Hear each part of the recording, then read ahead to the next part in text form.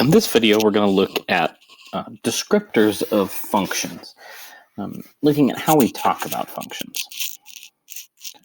So what we're going to look at specifically is looking at domain and range, look at ways to express domain and range, how to identify the trends in a function in terms of increasing or decreasing, looking at average rate of change, and also looking a little bit at piecewise functions. So some vocabulary to start with. First, we're going to look at domain. Okay, so domain is your input values.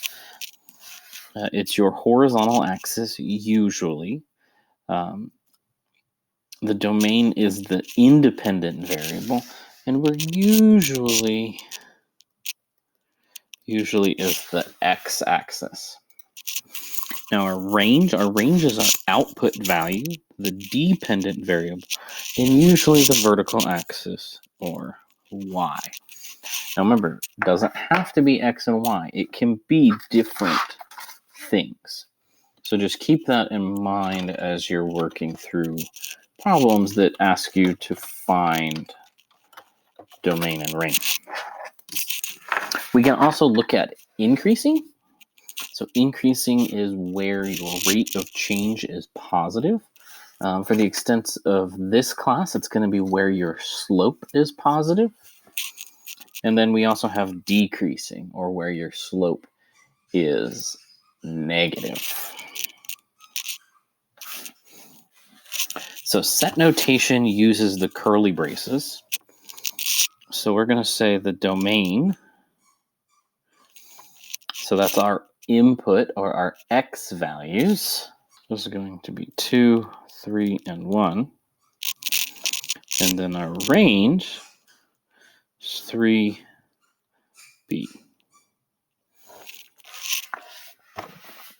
So it's in a list like this, it's a little bit easier.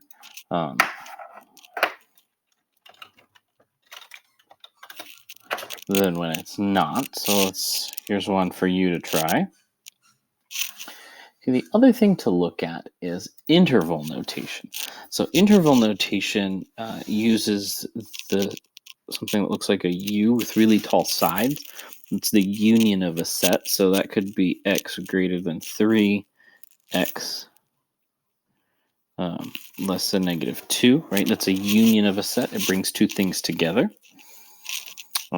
Your parentheses mean includes that number, and your brackets means it excludes that number. So if we look at this particular problem, x minus 6 over x squared plus x minus 42. So we've got to factor the denominator, so 42 is going to factor into 2 and 21, 7 and 3. So this is going to be 6 and 7.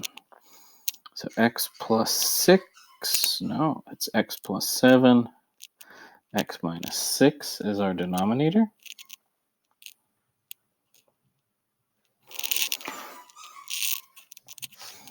So x can be any number. X cannot be equal to negative 7, and x cannot be equal to negative 6. So we can say that the domain inclusive of negative infinity to negative 7, but not including 7, negative 7 to 6, 6 to positive infinity. Now that's an overly complex one to look at, but an example nonetheless. Let's try another one. So here's one for you to try. Increasing or decreasing is a way we can look at a function. So for example, if we look at this one, it goes from A to B. our slope, our rise over run, this is positive and this is positive. So therefore, A to B is increasing. When we look from B to C is constant. C to D, well, this is negative, this is positive.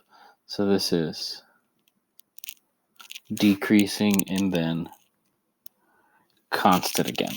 So increasing or decreasing is a function of this relative slope of the problem. So here's one for you to try.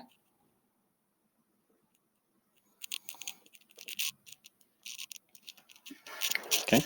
We might not always have the graph to look at. We might have to actually compute the average rate of change. So what we'd do for that if we didn't have the graph, but if we had A was -6, 1, and B was -4, 6, we could compute the slope. We could do rise over run and figure out whether it was increasing or decreasing. So let's see what that looks like. So here's a function. Find the average rate of change of f of x equals 3x plus 7 from x equal to 6 to x equal to 10. Well, the first thing to look at is what type of function is it. So looking at this, I can tell, and hopefully you can too, it's a linear function, so we don't have to worry about it going up and coming back down in the interval 0 to 6. So we plug in f of 6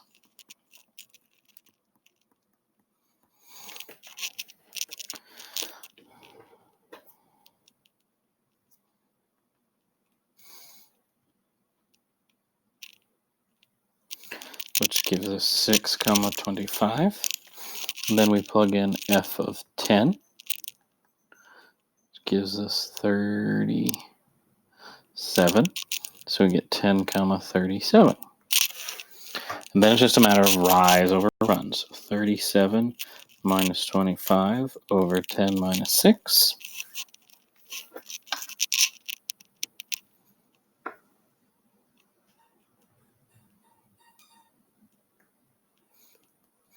So it's 12 over 6, or 2. So our average rate of change is 2. So over that interval, it's increasing. Here's one for you to try. Last thing we're going to look at is piecewise functions. Okay? So piecewise functions are several functions put together in pieces, hence the name piecewise function, with specified domains. Okay, and you have to be careful which ones you're working with. So if we look at this example, first one is find f of -2. So the first thing we have to do is find where is -2? Which function, which piece does it apply to? So -2, well, it's not that one. -2 isn't included here, so -2 is here. So we say f of -2 is equal to 2. Next, we're going to look at f of 0. So again, we look. Well, this first one says x less than or equal to -2. So it's not that one. This next one is -2 to 1. That seems like it's the right place. So we plug in 0. So we end up with 0 minus 1 squared minus 2, giving us 1 minus 2, or -1. And then f of 4 goes in our last one, which is equal to 0. So that's how we work with piecewise. That's how we evaluate piecewise functions. Here's one for you to try. So in this video, we looked at determining the domain and range of functions, expressing domain and range in set and interval notation. We looked at increasing and decreasing, average rate of change, and at piecewise functions.